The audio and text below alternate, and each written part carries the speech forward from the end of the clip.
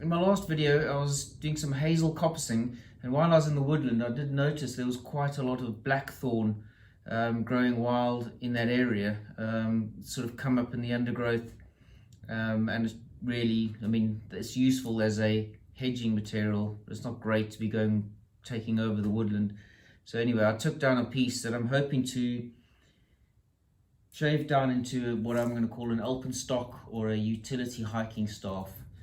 So hopefully this piece I'll manage to get enough straight section out of it in order to make the staff. So what I'm going to do first is try and run a center line down it, mark it out, and then I'll use probably my carving axe just to thin it down, and then possibly use a draw knife beyond that to get it closer to the finished width. So I'll show you as I go along, and we'll see what we come out with at the other end. Okay, so I've run a line down the center. I haven't got a chalk line, so I'm going to just mark it out with a pen. But I've run it down between the two ends. This side is not too bad, so I should be able to get a straightish piece from that. And then on the other profile, I'll just have to see what I can do in terms of carving it, but then also possibly bending it.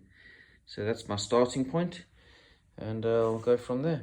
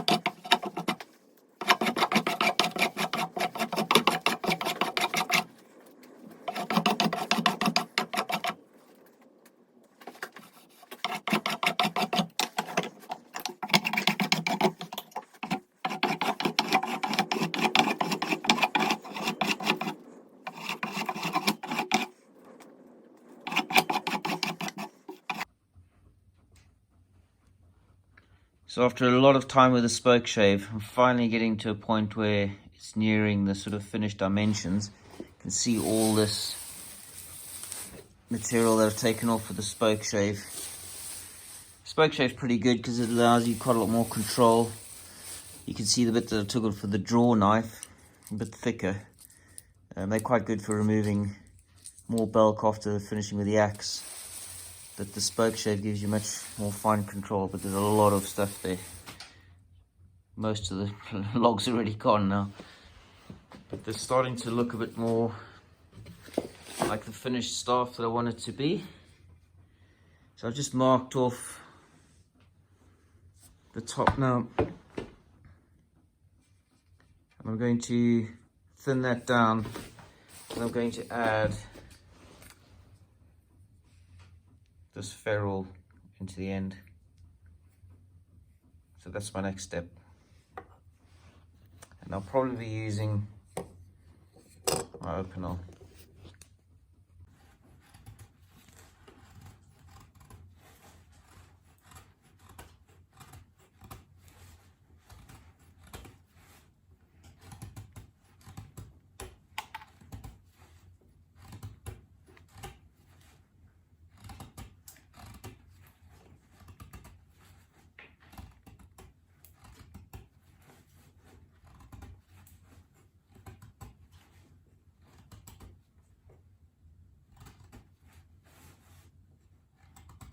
It's a lot like sharpening quite a thick pencil at this stage. Just got to try and get this down, narrowing down, tapering into a tip so that it can accept that ferrule.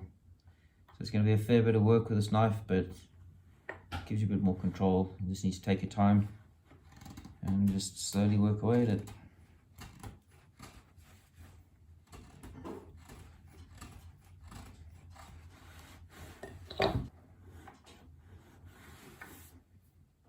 So it didn't actually take me as long as I thought it was going to. Once I got through this wood that's been drying for a couple of weeks, I've been working on this for a couple of weeks now, on and off. So this outer wood's dried quite a bit. Once I got through that, it was actually fairly soft because it's still relatively green. And it went quite quickly, so pretty much just used that.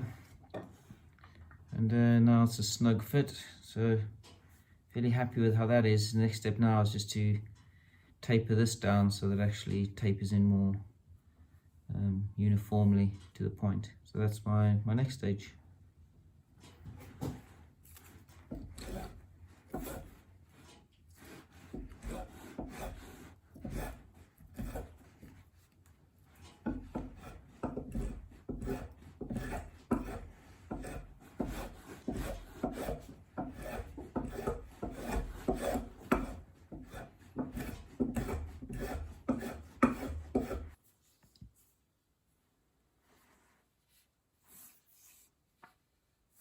So I've just pretty much finished with this now. Decided to drill a hole for a lanyard in the top, and I had a bit of old copper plumber pipe from when they replaced our radiators. I just put that in the end, so just stop the cord digging into the wood, but it's pretty hard wood, so probably not really necessary. Just I think it looks quite nice with the copper.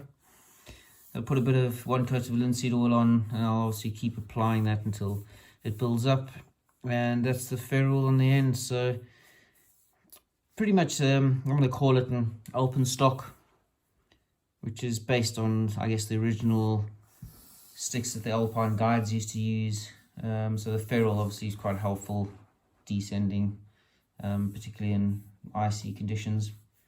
But from a bushcraft perspective, it's going to be really good for just finding purchase in the ground when you want to use it as a shelter pole. But yeah, so pretty happy with the way it turned out. This wood should harden up quite nicely and get a nice colour. Blackthorn is a really nice wood for this sort of thing. And I'll go and give it a test run now and see how it works as a pole for using with my tarp shelter. So that'll be the next step.